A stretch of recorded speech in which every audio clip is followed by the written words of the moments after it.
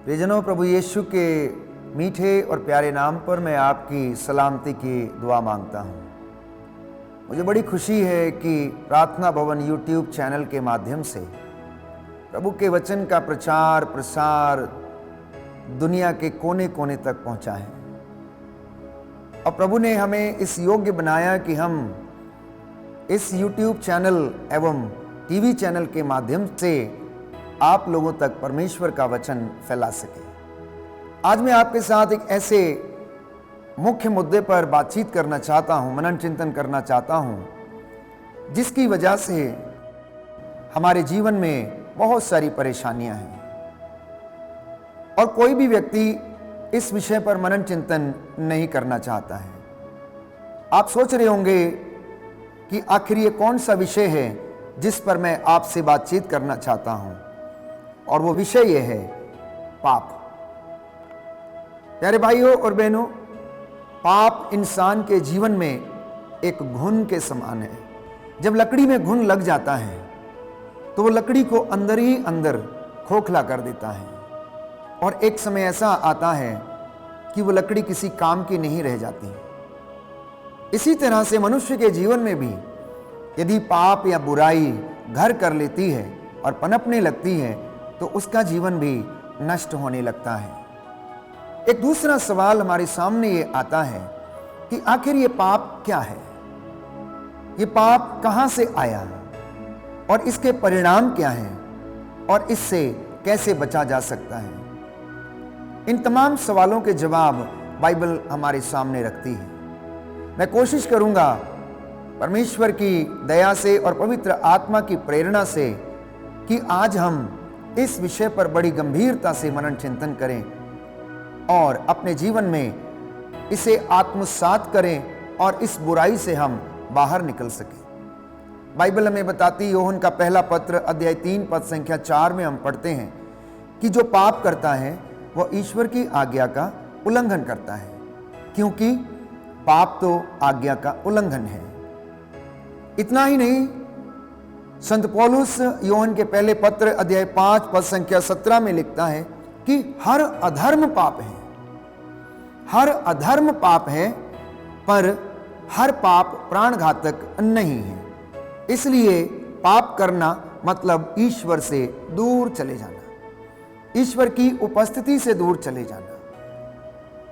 आदम और हवा के विषय में हम पढ़ते हैं कि परमेश्वर ने आदम और हवा को अदन के बाग में रखा और उन्हें सारी चीज़ें मुहैया कराईं, अच्छी अच्छी चीज़ें उन्हें प्रदान की और अपनी महिमा में उसने उन्हें स्थान दिया। परंतु आदम ने और हेवा ने आज्ञा का उल्लंघन किया और पाप कर डाला और तब से वह परमेश्वर की उस महिमा से वंचित हो गए। तो इसलिए संत पौलुस लिखता है रोमियो के पत्र अध्याय 3 पद संख्या 23 में कि सबने पाप किया है और सब ईश्वर की महिमा से वंचित है। सबने पाप किया है और सब ईश्वर की महिमा से वंचित हैं। बाइबल हमें बताती है, राजाओं का पहला ग्रंथ अध्याय 8 पद संख्या 46 कि ऐसा कोई नहीं है जिसने पाप ना किया। प्यारे भाइयों और बहनों, आज की इस दुनिया में हम देखते हैं कि लगभग हर एक मनुष्य इस पाप के वश में है और जब उसके वश में वो आ जाता है तो उसकी नींद उड़ जाती है, वो बेचैन होने लगता है, वो अनेक प्रकार की बुराइयों में फंसने लगता है और इसी तरह से उसका जीवन नष्ट होने लगता है। संत योहन के पहले पत्र अध्याय 1 पद संख्या 8 में हम पढ़ते हैं कि अगर कोई व्यक्ति ये कहता है कि हम निष्पाप हैं तो वह अपने आप को धोखा देता है और उसमें कोई भी सत्य नहीं है। अगर कोई ये कहता है कि मैंने पाप नहीं किया है तो बाइबल कहती है कि वो इंसान अपने आप को धोखा देता है, क्योंकि ईश्वर के अलावा कोई भी सत्य नहीं है। केवल परमेश्वर ही सत्य है और सत्य उसका नाम है।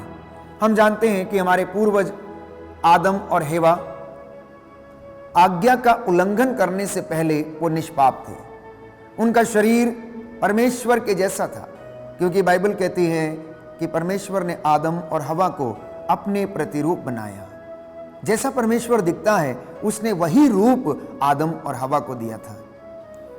लेकिन हुआ क्या कि आदम और हवा नादान थे, वो ईश्वर के जैसा बनने की कोशिश करने लगे, क्योंकि शैतान ने उन्हें बहका दिया था। शैतान ने उन्हें इसलिए बहकाया क्योंकि शैतान को यह बर्दाश्त नहीं था कि आदम और हवा किस तरह से उनका स्थान लेकर परमेश्वर की संगति में रह सकते हैं। क्योंकि बाइबल हमें बताती है कि लूसीफर जो फरिश्ता था उसके विषय में लिखा है कि वो तो भोर का तारा था, वो चमकता था, परमेश्वर की आराधना में दिन रात वो अपने आप को लीन किए रहता था। पूरे दूतों और संतों की मंडली के साथ वो स्वर्ग राज्य में ऊंची आवाज में प्रभु की महिमा किया करता था। लेकिन एक दिन ऐसा हुआ कि उसके अंदर घमंड आ गया, वो अपने ऊपर गर्व करने लगा, इसलिए उसने अपने अन्य साथियों को भी बहकाया और परमेश्वर के विरुद्ध स्वर्ग में विद्रोह छिड़ गया।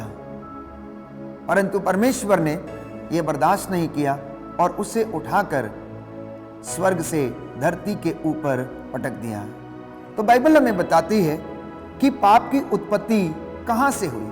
सबसे पहला पाप स्वर्ग में किया गया था और यह पाप शैतान की ईर्ष्या के कारण उत्पन्न हुआ था प्यारे भाइयों और बहनों। और वो बढ़ता बढ़ता बढ़ता बढ़ता लोगों के जीवन पर उसने अधिकार ले लिया, उनको प्रलोभन में डालने का उसने ऐसा लगता है ठेका ले रखा है और सबको अपने वश में कर लेता है। तो बाइबल हमें बताती है, उत्पत्ति ग्रंथ अध्याय 3 पद संख्या 5 से 6 में पढ़ते हैं कि पहले आदम और हेवा ईश्वर के प्रतिरूप थे, पर आज्ञा भंग करने के द्वारा उन्होंने वह स्वरूप खो दिया, उन्होंने उस महिमा को गवा दिया, उन्होंने उस अधिकार को गवा दिया, उन्होंने ईश्वरीय उपस्थिति से अपने आप को अलग कर लिया। इसलिए जब परमेश्वर उन्हें अदन वाटिका में ढूंढने के लिए आया तो उसने पुकारा, आदम आदम तुम कहां हो। आदम ने जवाब दिया कि मैं तेरी आवाज सुन के डर गया। प्रभु ने पूछा क्यों? उसने कहा कि मैं नंगा हूं। परमेश्वर ने कहा, किसने तुझसे कहा कि तू नंगा है? क्या तुमने उस फल को खाया जिसे मैंने खाने के लिए मना किया था? उसने कहा, जिस स्त्री को तूने मेरे साथ रहने के लिए दिया है उसने मुझे दिया और मैंने खा लिया। परमेश्वर ने स्त्री से कहा, यह तूने क्या किया है? और स्त्री ने जवाब दिया कि शैतान ने मुझे बहका दिया और मैंने फल खा लिया। प्यारे भाइयों और बहनों, बस यहीं से पाप इस धरती के ऊपर फैल गया और इसकी उत्पत्ति ईर्ष्या के कारण हुई। शैतान की ईर्ष्या के कारण बाइबल हमें बताती है कि पाप इस दुनिया में आया और वह पूरी धरती के ऊपर फैल गया। सबसे पहला पाप जो था स्वर्ग राज्य में किया गया लूसीफर फरिश्ते के द्वारा। उसने परमेश्वर के विरुद्ध विद्रोह किया, परमेश्वर से उसने ईर्ष्या की, अपने आप को उसने परमेश्वर के जैसा समझा और माना और अपने साथियों से कहा कि तुम मेरी आराधना करो। इसलिए वो अपनी फितरत से बाज नहीं आया। जब प्रभु यीशु इस दुनिया में सेवकाई के लिए अपना काम शुरू करने वाले थे, बपतिस्मा के बाद पवित्र आत्मा उन्हें एकांत में ले गया, पहाड़ी पर ले गया और शैतान ने वहां पर उनकी परीक्षा ली और उनसे फिर उसी बात को दोहराया कि देखो ये पूरा संसार मेरा है, तुम मेरी आराधना करो, मेरे चरणों में तुम झुको और देखो कि मैं ये सब कुछ तुम्हें प्रदान कर दूंगा। इतना ही नहीं, बाइबल ने भी शैतान को इस दुनिया का नायक कहा है। यीशु मसीह ने स्वयं शैतान को इस संसार का नायक कहा और कहा कि देखो अब संसार का नायक आ गया है, अब वो मुझे पकड़वा देगा। प्यारे भाइयों और बहनों, हम जानते हैं कि उसी नायक को प्रभु ने क्रूस के ऊपर अपने आप को बलिदान करके हराया और मौत पर उसने फतह पाई। तो जब आदम और हेवा के बच्चे हो गए तो उन्होंने भी यही पाप किया। जब आदम और हवा के बच्चे हो गए, काइन और हाबिल दो भाई थे, हम जानते हैं, बाइबल हमें बताती है, तो दोनों भाइयों में ईर्ष्या होने लगी। देखिए किस तरह से विपत्ति पीछा करते हुए आई।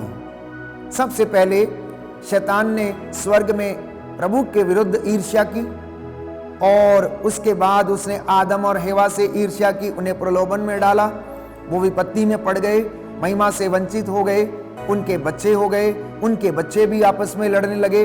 काइन अपने भाई हाबिल से ईर्ष्या करने लगा, घृणा करने लगा और उसने हत्या कर डाली, क्योंकि परमेश्वर ने हाबिल का चढ़ावा स्वीकार किया था लेकिन काइन का चढ़ावा स्वीकार नहीं किया था, क्योंकि काइन का चढ़ावा योग्य नहीं पाया गया। बाइबल हमें बताती है कि काइन ने अपने पूरे धन में से थोड़ा सा अंश प्रभु को समर्पित किया, लेकिन हाबिल ने अपनी पूरी संपत्ति में से, पूरे धन में से सबसे सर्वश्रेष्ठ भाग वो प्रभु को समर्पित किया था। इसलिए हाबिल की भेंट को प्रभु ने स्वीकार किया। लेकिन हुआ क्या?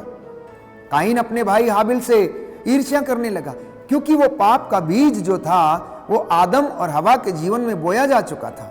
उन्होंने आज्ञा का उल्लंघन किया, इसीलिए वो पाप बच्चों की जिंदगी में भी ट्रांसफर हो गया। और ऐसा होने के बाद काइन ने अपने भाई की हत्या कर दी। प्यारे भाइयों और बहनों, बाइबल हमें बताती है कि जब काइन से पूछा गया कि काइन तेरा भाई कहाँ है, तो उसने कहा, क्या मैं अपने भाई का ठेकेदार हूं? मुझे नहीं पता कहाँ है। बाइबल हमें इतना भी बताती है कि परमेश्वर का वचन ये कहता है कि तेरे भाई का रक्त तुझे पुकार रहा है। क्रिस्त में प्यारे भाइयों और बहनों, आज मनुष्य की दशा ये है कि वो चारों तरफ से इस प्रकार के पापों से घिरा हुआ है। जैसे परमेश्वर ने आदम से पूछा कि आदम तुम कहाँ हो, काइन से पूछा कि काइन तेरा भाई कहाँ है। आज वही सवाल माता पिता से है, आज वही सवाल युवक युवतियों से है, आज वही सवाल बच्चों से है। परमेश्वर पूछता है कि तुम कहाँ हो मेरे बेटे, मेरी बेटी, तुम कहाँ हो? क्या तुम नशे में फंसे हुए हो? क्या तुम ड्रग्स में फंसे हुए हो? क्या तुम व्यभिचार में लिप्त हो? क्या तुम आज्ञाओं का उल्लंघन करने में फंसे हुए हो? क्या तुम घूस लेने में, कमीशन लेने में फंसे हुए हो? क्या तुम शोषण कर रहे हो? क्या तुम अनेक प्रकार की बुराइयों से घिरे हुए हो? तुम कहाँ हो? आओ मेरे पास लौटो और अपना हृदय खोलकर पश्चाताप करो और मैं तुम्हारे पास लौटूंगा। लेकिन इंसान फिर भी समझने में असमर्थ है। तो पाप, मैंने कहा, ईश्वर की आज्ञा का उल्लंघन है। अब पाप की उत्पत्ति कहां से हुई? मैंने कहा कि यह उत्पत्ति शैतान की ईर्ष्या के कारण हुई। लेकिन इसके विषय में बाइबल हमें और भी अच्छी तरह से समझाती है। संत याकूब अध्याय 1 पद संख्या 15 में लिखता है कि शरीर की वासना के गर्भ से पाप उत्पन्न होता है। तो पाप का जन्म कहां से होता है? शरीर की वासना के गर्भ से पाप का जन्म होता है और मृत्यु को जन्म देता है। और पाप का वेतन तो संत पौलुस कहता है कि वह मृत्यु है। इसलिए प्रियजनों, हर एक व्यक्ति को, बच्चे को, बूढ़े को, बुजुर्ग को, नवयुवक और युवती को यह जानने की आवश्यकता है कि पाप हमारी जिंदगी में कहां से आता, कैसे उत्पन्न हो रहा। हमारे पूर्वजों ने पाप किया, वो विपत्ति हमारा पीछा करती है। लेकिन मेरे और आपके जीवन में हम अपने कुकर्मों का और पापों का फल भोगते हैं, क्योंकि हम अपनी ही शरीर की वासनाओं से जब संचालित होते हैं तो वहां से पाप उत्पन्न होता है, जन्म लेता है और मृत्यु को जन्म देता है। और संत पौलुस हमें समझाता है कि पाप की मजदूरी तो मृत्यु है। प्रियजनों, बाइबल हमें बताती है, रोमियो का पत्र अध्याय 5 पद संख्या 12 में हम पढ़ते हैं कि एक मनुष्य के द्वारा पाप संसार में आया और पाप के द्वारा मृत्यु का इस संसार में प्रवेश हुआ और मृत्यु सारे मनुष्यों में फैल गई। तो क्या आप इससे बचना चाहते हैं या नहीं? ये निर्णय आपका है। क्या आप इस पाप भरी जिंदगी में जीना चाहते हैं या फिर परमेश्वर के साथ आप रहना चाहते हैं? ये निर्णय करना आपका और मेरा कर्तव्य है। याकूब के पत्र अध्याय 1 पद संख्या 13 में हम पढ़ते हैं, बाइबल हमें बताती है कि प्रलोभन में पड़ा हुआ कोई भी व्यक्ति ये ना कहे कि ईश्वर प्रलोभन देता है। नहीं प्यारे भाइयों और बहनों, ईश्वर हमें कभी भी प्रलोभन नहीं देता है। ईश्वर तो चाहता है कि मेरा और आपका कल्याण हो।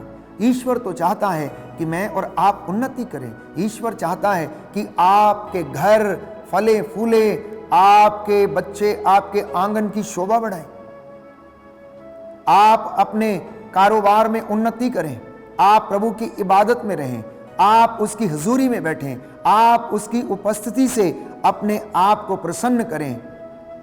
कभी कभी अनायास ही हम परमेश्वर पर दोष लगा देते हैं कि आखिर ईश्वर ने मुझे इस प्रलोभन में क्यों पड़ने दिया। नहीं प्रियजनों, ईश्वर प्रलोभन नहीं देता है। ईश्वर ना तो बुराई के प्रलोभन में पड़ सकता है और ना ही वो किसी को प्रलोभन देता है। बाइबल इस विषय में स्पष्ट करती है। याकूब का पत्र अध्याय 1 पद संख्या 13। तो ईश्वर ने ना केवल लूसीफर को, जो फरिश्ता था, स्वर्ग से धरती के ऊपर फेंक दिया, बल्कि उसके साथ उन स्वर्गदूतों को भी उन्होंने निकाल दिया जिन्होंने ईश्वर के विरुद्ध विद्रोह किया था। उन्हें भी नहीं बख्शा, उन्हें भी नरक के अंधेरे में, नरक के गर्त में डालकर न्याय के लिए उन्हें रख छोड़ा है। तो जितने भी लोगों को परमेश्वर ने स्वर्ग से निष्कासित किया, उन लोगों को नरक के गर्त में, अंधेरे गर्त में, बाइबल हमें बताती है, पेतरुस का दूसरा पत्र अध्याय 2 पद संख्या 4 में हम पढ़ते हैं कि परमेश्वर ने अंधेरे गर्त में उन्हें डालकर न्याय के दिन के लिए रख छोड़ा है। आप और मैं अपने जीवन में झांक कर देखें कि हमारे जीवन में ऐसी कौन सी कमियां हैं जिनकी वजह से हम परमेश्वर की संगति से दूर रहते हैं, जिनकी वजह से हम उन्नति करने में असमर्थ हैं, जिसकी वजह से हम पाप के बंधन में रह जाते हैं और यूं ही हमारा जीवन गुजरता जाता है। दाऊद के विषय में हम पढ़ते हैं। दाऊद का पाप क्या था? दाऊद का पाप ना केवल व्यभिचार था प्रियजनों, दाऊद का पाप था धोखा देना। उसने अपने सेनापति को धोखा दिया, धोखे से उसको मरवा डाला, धोखे से उसकी हत्या करवा दी, धोखे से उसको भेज दिया और खुद वो उस दिन महल में रहा, जबकि उसे सेना के साथ सबसे आगे जाकर युद्ध लड़ना चाहिए था। तो दाऊद का पाप था धोखा, व्यभिचार और उसके बाद हत्या। जब हम अपने आप को अपनी जिम्मेदारियों से अलग करते हैं तो हम इन तमाम प्रकार की बुराइयों में फंस जाते हैं। उस दिन दाऊद अगर युद्ध लड़ने के लिए गया होता तो वो पाप से बच जाता और उसके जीवन में ये बुराई ना आती।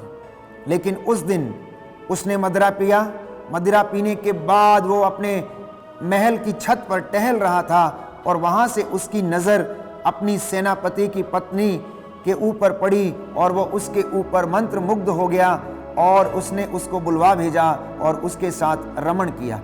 रमण करने के बाद पता लगा कि वो गर्भवती हो गई है।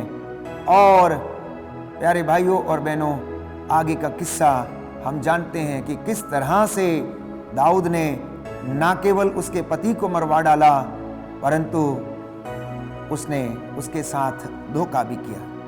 साउल का पाप क्या था? साउल का पाप था अत्याचार एवं हत्या। वो परमेश्वर के लोगों को सताता था, मसीहों को सताता था, बंदी बनाता था, उनके ऊपर अत्याचार करता था, उनका शोषण करता था। पेतरुस का पाप क्या था? पेतरुस का पाप ईश्वर के पुत्र ईसा मसीह को इनकार करना उसका सबसे बड़ा पाप था, सबसे बड़ी गलती थी। जबकि पेतरुस यीशु के साथ दिन रात उठता बैठता, खाता पीता था, उनकी सेवकाई का हिस्सा था, वो उनके जीवन में चिन्ह चमत्कारों को देखा करता था, लेकिन फिर भी वह ईमानदार नहीं ठहरा और उसने प्रभु यीशु को इनकार कर दिया और कहा कि मैं तो जानता तक नहीं हूं, यह मनुष्य कहां से आया है, मैंने इसे नहीं देखा, मैं इसके साथ नहीं हूं। उड़ाऊ पुत्र का पाप क्या था? उसका पाप अनादर था, अपने पिता का कहना नहीं मानना, उसकी आज्ञा का पालन नहीं करना। अपनी संपत्ति का हिस्सा लेकर प्रियजनों वो दूसरे देश चला गया और जब अकाल पड़ा तो वहां पर उसे बहुत सारी यंत्रणा और कष्ट उसे सहना पड़ा। तो बाइबल हमें बताती है कि जो पाप करता है वो ईश्वर की नहीं शैतान की संतान है। तो जब हम पाप करते हैं तो हम ईश्वर की संतान नहीं बल्कि शैतान की संतान बन जाते हैं। लेकिन जब हम धर्माचरण करते हैं, जब हम परमेश्वर के लिए काम करते हैं, जब हम बंदगी में अपना जीवन व्यतीत करते हैं, तो हम ईश्वर की संतान कहने के लायक समझे जाते हैं। तो बाइबल हमें बताती है, यूहन्ना का पहला पत्र अध्याय 3 पद संख्या 5 से 10 में हम पढ़ते हैं कि जो धर्माचरण करता है वह उन्हीं की तरह निर्दोष है जैसे कि प्रभु यीशु निर्दोष है। लेकिन जो पाप करता है वो शैतान की संतान है, क्योंकि शैतान आरंभ से पाप करता आया है। क्योंकि शैतान आरंभ से ही पाप करता आया है। और ईश्वर का पुत्र इसलिए प्रकट हुआ है कि वह शैतान का सर्वनाश करे और उसे समाप्त करे और मुझे और आपको विजय दिलाए। कितनी सुंदर बात है कि प्रभु यीशु का इस दुनिया में आने का जो उद्देश्य था, उनका जो मकसद था, वो ये था कि मैं और आप शांति प्राप्त करें, मैं और आप इस पाप की दास्तां से आजाद हो जाएं, मैं और आप अपने जीवन में उन्नति पाएं, मैं और आप उद्धार पाएं, मैं और आप परमेश्वर की संतान फिर से कहलाने के योग्य ठहरें, मैं और आप परमेश्वर की हजूरी में आने के लायक समझे जाएं। यह काम करने के लिए प्रभु यीशु इस दुनिया में आया। और उसने ठीक ही कहा, मैं इसलिए आया हूं कि जो कोई मुझ में विश्वास करे उसका सर्वनाश ना हो बल्कि वह अनंत जीवन प्राप्त करे। इसलिए प्रियजनों, आज मनन चिंतन करने का दिन है।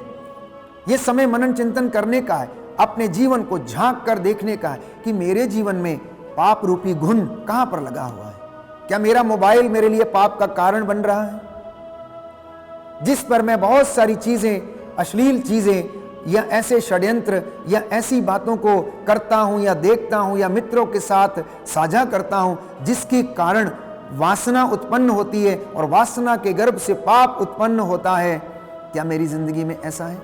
ये आज के प्रवचन का मुख्य विषय है और इस पर मैं और आप मनन चिंतन करें। यदि आप चाहते हैं कि आपके जीवन से बुराई का अंत हो, पाप का अंत हो, तो हमें परमेश्वर की हुजूरी में उपस्थित होकर उसकी आज्ञाओं का पालन करना और उस पर विश्वास करना अत्यंत आवश्यक है। तो जो पाप नहीं करता वो ईश्वर की संतान है। तो ईश्वर का जीवन तत्व संत पौलुस कहता है कि उसके अंदर विराजमान है और क्रियाशील है। जो इंसान अपने आप को पाप से बचाकर रखता है, धर्म के रास्ते पर चलता है, उस व्यक्ति के अंदर ईश्वर का तत्व विराजमान है। उसके अंदर परमेश्वर की महिमा, परमेश्वर की कृपा जो है क्रियाशील है, वो एक्टिव है। ग्रेस उसके अंदर एक्टिव रहती है और वो काम करती है। लेकिन बाइबल हमें बताती है, यूहन्ना का पहला पत्र अध्याय 3 पद संख्या 14, जो प्यार नहीं करता वह मृत्यु में निवास करता है। अपने भाई को, अपनी बहन को, अपने बच्चों को, अपनी पत्नी को या पति को प्यार नहीं करना भी पाप है। और बाइबल कहती है कि जो व्यक्ति अपने भाई से बैर करता है वो हत्यारा है। और आप जानते हैं कि हत्यारे में जीवन नहीं है। जो प्यार नहीं करता, अपने भाई को क्षमा नहीं कर पाता, वो हत्यारा है, बाइबल कहती है, और हत्यारे में जीवन नहीं। इसलिए इस पाप से बचने की कोशिश करना। ये पाप इतना भयानक है, अगर किसी के जीवन में ये लग जाए तो बाइबल इसके विषय में कहती है कि ये शेर के समान है। प्रवक्ता ग्रंथ अध्याय 27 में हम पढ़ते हैं कि शेर हमेशा शिकार की घात में रहता है, तो पाप हमेशा अन्याय करने वाले की खोज में रहता है। जिस तरह शेर अपने शिकार की खोज में रहता है, उसी तरह पाप करने वाले की खोज में रहता है, अन्याय करने वाले की खोज में रहता है।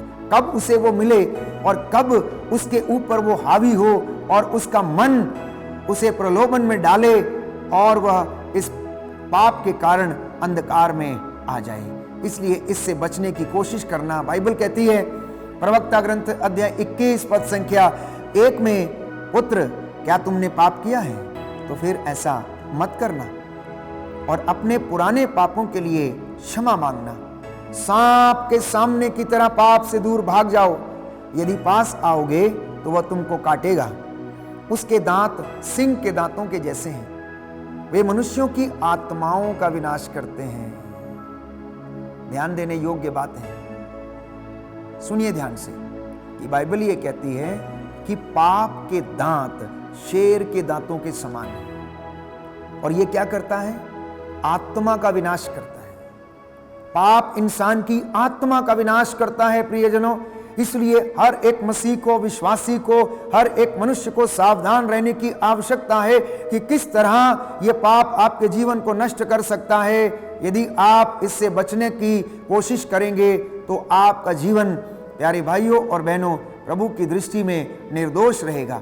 ईश्वर आपको कृपा प्रदान करेगा कि आप इस पाप से बचें। कहता है हर एक अपराध दुधारी तलवार के जैसा है। हर एक पाप दुधारी तलवार के जैसा है और उसके घावों का कोई इलाज नहीं है। शरीर के घाव डॉक्टर सही कर सकता है, लेकिन पाप के जो घाव हैं उनको केवल और केवल यीशु मसीह ठीक कर सकता है। इसलिए ना केवल परिवार परंतु माता पिता, बच्चे, युवक और युवतियां इस पाप से बचने का पूरा प्रयास करें। इस पाप से बचने का पूरा प्रयास करें। सूक्ति ग्रंथ अध्याय 15 पद संख्या 27 में बाइबल हमें बताती है कि पाप की कमाई करने वाला अपना घर संकट में डाल देता है। पाप की कमाई करने वाला अपना घर संकट में डाल देता है। इसलिए परिवारों से प्रभु एक चीज की अपेक्षा करता है कि आपकी जड़ें पवित्र हो, आपका घर पवित्र हो, आपका दाम्पत्य जीवन निर्दोष हो, आपके जीवन में किसी प्रकार का व्यभिचार ना हो, आपके जीवन में किसी प्रकार की अश्लीलता ना हो, आपके जीवन में एक दूसरे को सहन करने की शक्ति हो, आपके जीवन में एक दूसरे को आदर करने का सामर्थ्य, एक दूसरे को क्षमा करने का सामर्थ्य एक दूसरे के पास होना चाहिए। इसलिए प्यारे भाइयों और बहनों, इस पाप से और इन बुराइयों से अपने आप को और पूरे परिवार को बचाकर रखने की कोशिश कीजिएगा। और प्रभु का वचन, उसकी इबादत, उसका प्रेम, उसका सामर्थ्य और उसकी प्रेरणा हमें यह सब करने में सहायता करेगी। आमीन।